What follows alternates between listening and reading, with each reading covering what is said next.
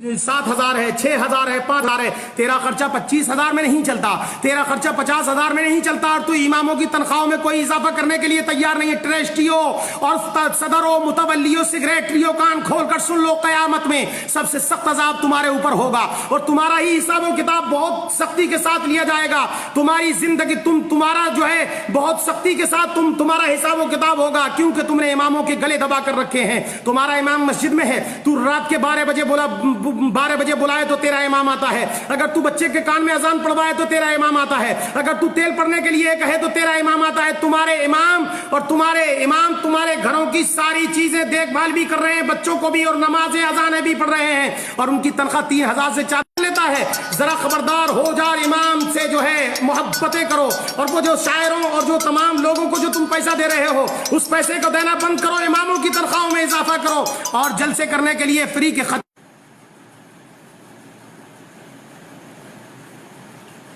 खतीबों को पैसा देने से बेहतर यह है कि अपने इमामों की तनख्वाहों में इजाफा कर दो, ताकि क़यामत में तुमसे हिसाब किताब। ये वारिसे नबी हैं, वारिसे नबी, इन्होंने नबी के मुसल्ले को संभाल रखा है। ये मुसल्ले जो है नबी के मुसल्ले पर बैठे हुए हैं, इन्होंने मस्जिदों को संभाल रखा है, दीन के काम को कर रखा है। अगर ये हाफिज कुरान और ये तुम्हारी मस्जिदों के इमाम ना होते तो तेरी मस्जिद में अजान कौन पढ़ता, तेरी मस्जिद में लाइटें कौन जलाता, तेरी मस्जिद में जो है रोशनी कौन करता, ये सारे कामों काज कौन करता? मुझे जरा बता, तेरा जनाजा कौन पढ़ाता, तेरे बच्चे को बिस्मिल्लाह खानी कौन कराता, और ये तेरी फातिहा खानी कौन करता, तेरे लिए कुरान कौन पढ़ता? जरा बता, अंदाजा लगा और सोच। इमामों का गला घोटने से बेहतर यह है साइकिल इमाम खरीद ले तो तुम कफे अफसोस हाथ मलते हो, और जो पूरी दुनिया के लोगों, तुम एयर कंडीशन में रहते हो तो इमाम बेचारा कुछ नहीं कहता, तुम जो है तमाम बड़े बड़े कमरे और कोठियां और बंगले खरीदते हो, तुमसे इमाम कुछ नहीं कहता, और मगर तुम जब कोई इमाम छोटी सी झुग्गी और झोंपड़ी खरीद लेता है तो फजीता करना शुरू कर देते हो। जगह जगह चुगली के अड्डे खोल रखे हैं तुमने, इमामों की बुराइयां करने पे लगे हुए। 1,000 नेकियां करता है इमाम, 1,000 अच्छे काम करे, अगर कोई गलती हो जाए उससे तो तुम पकड़ लेते हो। सुनो जालिमो, डाका उन दुकानों में पड़ता है जिनमें माल होता है, जिनमें हीरे और जवाहरात होते हैं, जिनके अंदर दौलत होती है, उन दुकानों में चोरी होती है। जिन मकानों में कुछ नहीं होता, जिन दुकानों में कुछ नहीं होता, उनमें चोरी नहीं होती। इससे पता यह चलता है कि इमाम बैका इसलिए था कि उसके पास ईमान की दौलत थी, शैतान उसका इसलिए पीछा कर रहा था। तेरा पीछा क्या करता? तू तो खुद ही शैतान है, तेरा पीछा क्या करेगा शैतान? तो इमाम का पीछा इसलिए किया कि उसके पास दौलत ईमान था, वो कौम का पेशवा था। जालिमों, इन इमामों के साथ बदतमीजियां करना बंद कर दो। जब तक कोई कौम बुलंदी तक नहीं पहुंचती, जब तक कि अपने पेशवाओं की इज्जत नहीं करती।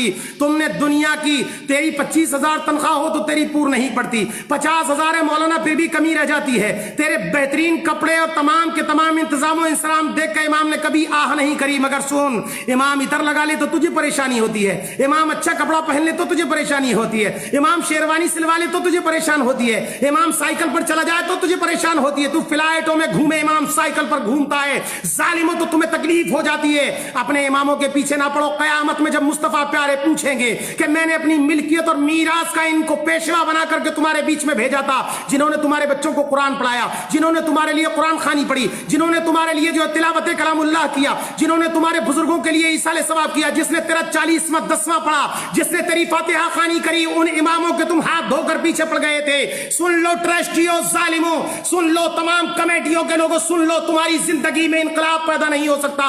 तुम अपने घरों के खर्चे मस्जिदों और मदरसों के चंदों से चलाते हो, और उसके बावजूद इमाम अगर तुम्हारी पोल पट्टी खोल दे तो इमामों के हाथ धोकर पीछे पड़ जाते हो, तरह तरह के इल्जामात लगाते हो, ऐब लगाते हो इमामों पर, और लगाने के बाद उन्हें मस्जिदों से निकाल देते हो। कोई कहता है 5 साल हो गए इमाम साहब को, जल्दी निकालो, और कोई पूछे जनाब इन्होंने गलती क्या की, बोले नहीं, इमाम को ज्यादा दिन नहीं रहने देना चाहिए, इनके ताल्लुकात बहुत अच्छे बन गए हैं। पता ये चला कि इमाम ज्यादा दिन रहेगा तो तेरी सारी खबर रखेगा। तू कितना पैसा मदरसे मस्जिद का खाता है उसकी उसको खबर होगी, तू मस्जिद के कितने माल को दबाता है उसको खबर होगी, तेरी पोल खोल देगा वो इमाम। इसलिए तू उन इमामों की मुखालिफत में लग गया। जल्दी करो, इसको ऐसा ना हो कि हमारे राज खुल जाए, हमारी पोल पट्टी खुल जाए, ہماری زندگی جو ہے غرق ہو جائے اور لوگوں میں ہماری جوتیوں دال بٹنے لگ جائے، اس لیے اماموں کے پیچھے پڑتے ہو ظالموں۔ اماموں کی تنخواہ بڑھاؤ، بڑے بڑے خطیب آتے ہیں، شعراء آتے ہیں، بڑے بڑے 25-25 ہزار لے کر جاتے ہو، تم ایک ایک رات میں دے دیتے ہو۔